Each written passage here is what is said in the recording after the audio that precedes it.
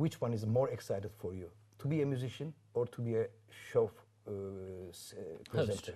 Well, I suppose the thing is that I engage in music in lots of different ways. You know, when I'm on the show, I'm listening to the music and seeing the music. It's very interesting when you see somebody playing. You get more of them. You understand more what they're about. So I'm watching music. I'm listening to music. I'm learning the music to be on the show and playing on the show. And then I'm playing live in concerts. I'm playing when I'm writing music. I'm playing in the studio when we're recording music. So for me, really, it's all the same thing. You're just plugging in to the thing that is music. And the more you plug in, the more you're able to plug in. And actually, the slightly more mysterious it becomes. Yeah. The more you think you know, the less you know. So that's the great thing about music. That's why it is one of the it is the greatest art form. It goes on forever. You could never figure it out. But I think I like playing music. I like playing music on the show. I don't mind talking, but I find that playing is easier than talking. I'd rather be asked a question than have to ask one. Yeah. What you're doing is harder than what I'm doing. Yeah, I know. And I felt that too. No, don't worry about it. I prefer to play guitar instead of speaking. It's because you're feeling rather than thinking. Yeah. Feeling is better than thinking a lot of the time, as long as you have the right feelings. Can you tell us about your 24 hours? How you live? Did you sleep well? Did you wake up early? Well, thank you so much for asking. A lot of people don't bother about that. Well, I didn't sleep badly at all, actually. Yes, last night I slept quite well. I was out of London and I was in the country, and I had a rather nice walks. It's a bit wintry. But no, I did sleep quite well, and I read my book. I had a nice relaxing day, had some friends round, and yes, I did, thanks very much. Played the piano a little bit. You know, that's the thing, you've got to plug into it. You never know what's going to come out. Have a little conversation. Every day, actually, you have to have a sort of a battle with the piano. It's sort of a battle with the piano. People think, oh, he's just having a gentle play of the piano, but it's a fight. Sometimes the piano wins, sometimes I win. I give it a go. It's a good result, you know. Sometimes piano wins. Yeah, exactly. You know, you just never know what's going to happen. You know, you attack it, and you never know.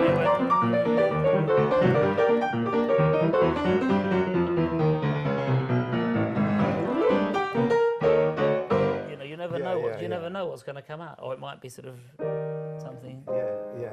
But it's a beautiful thing. It's the king of instruments, the piano as well. It's a piece of furniture. It's a friend in the corner of the living room. It's an orchestra, and these are the members of the orchestra. You know, it's laid out in front of you, so you can see. Members of the orchestra. So you see how it works. Great. You know. I didn't think about that. Member of the orchestra. It's you good. Don't need a band if you've got it's a good concept, you know. How many concerts do you give in a year? We probably do, with my big band, maybe 60, 70 concerts a year, something like that. 60, 70? Yeah, something like that. It's quite good. Yeah, maybe a bit more, actually, but that sort of thing. You always work with the big band? Yeah, once in a while we do two smaller things with just a piano, but it's mostly with the big band, also, which has a big power to it. Also, when you go on TV, you bring your big band orchestra, rhythm band blues orchestra? Not always. Sometimes we have a big show on New Year's Eve. We do in England called the Hootenanny, and they're on that. And sometimes, but on my TV show, sometimes it's just the piano. Yeah, I know. And sometimes piano and drums. Depends what the person needs, because sometimes people come through and they don't. People are coming, you know, into the country, and they don't have a band or anything, but they want to do a song, so it kind of works out. What do you think about the new technology?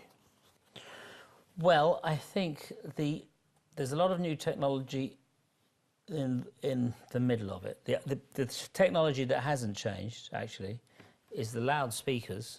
You still need sort of physical thing. The microphones, they're the same, that hasn't changed.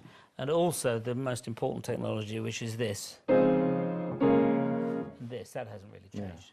What has changed is the way people buy it, and the way people record it. We used to have great big tapes, you know. Now it's all done without tape. People used to buy records. I still do. Some people still buy records, but people buy it in a different way. I think it means that it's almost like it's gone back now. You know, when they first learned how to record music, you know, 100 years ago, more than 100 years, maybe 110 years ago now, right? whatever. But when they first learned that, it changed everything, because before that, the only music that was recorded was the stuff that was written down, which had often been done for the courts or for the church or whatever, right? Now, all those people who were like kind of either the Beatles or John Lee Hooker or whoever they were in the different centuries for hundreds of years, there's always been somebody who could, you know, a fisherman in Bodrum, you know, will have had a great singer 600 years ago. But nobody ever knew what he sounded like. And you couldn't really write down what a folk musician or a, you know, like, or the popular person who would do the theatres would sound like. Now everything changes. So that moment, like when they invent recording music, suddenly the music, all the classical music, which had been written down, people love it, and that's great music, don't get me wrong, it's great music. But instead, the folk music, it was the fisherman from Bodrum, it was the guy out of the little back streets of New Orleans or the back streets of Liverpool that becomes the world famous. And at that point, he has one song. And so, so in those old days, you had one song, and that was what people knew you for, one or two songs. And then it wasn't until the 1930s or 40s that people made albums of work, a body of work. And that was a big thing. But now it's kind of gone back to the thing of somebody, they'll download one song. They're less likely to listen to your whole album. So I think we've gone back a little way. But I think that, you know, it's good and it's bad. It's good because, you know, recording studios like this are quite rare. There used to be a lot of studios, but people can, on their phone, they've got the technology that used to have to having the huge boxes of stuff, you know. So, you know, there are good bits and bad bits to it. But the key to it is the people. It's the people and the way they play, you know. And you capture that, and that's the thing, you know. First, you start with the human being itself, because sometimes the technology is not enough to make music. No, it's not. If you have nothing here, you know. No, the technology is just there to record what you've got. And if does it sound better? You know, I hear some very old recordings that sound better than new recordings to me. And sometimes you hear a new recording, you think, hey, that sounds great. So it's whatever, you know. Right. You play all over the world. How do you set the song list?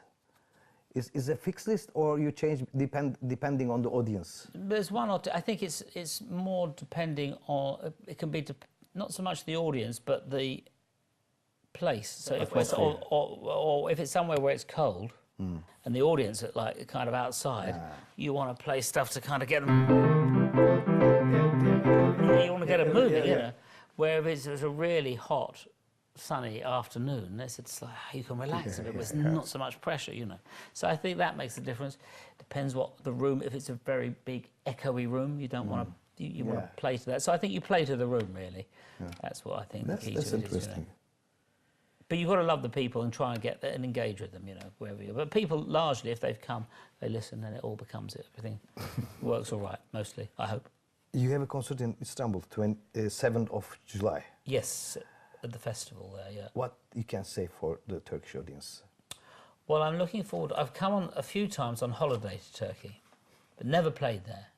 So I'm really looking forward to it more than anything.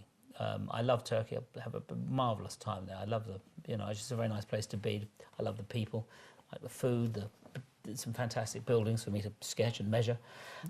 So I'm really looking forward to playing, and it's most likely that the weather will be good. That's another good thing. But I think that the weather will be good because this month is a sunny month. Yeah. Exactly, and so we'll play. So we've got a whole big band. We've got ska music, we've got boogie music, we've got a big band music. And if you haven't seen a big band, it's quite a thing. It's like a very dynamic thing. We've got Ruby Turner singing with us. We've got Louise Marshall. We've got singers. I do bits. There's a lot to see. There's a lot. You know, it moves very quickly. There's a lot of things, and there's a lot of life and love in it. That's the thing, you know. Okay, then me and all the Turkish citizens wait with impatience your concert.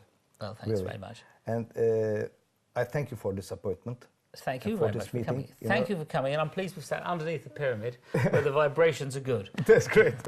Thank you very much. Thank you so much. See you soon in Istanbul. Let's play something. Okay.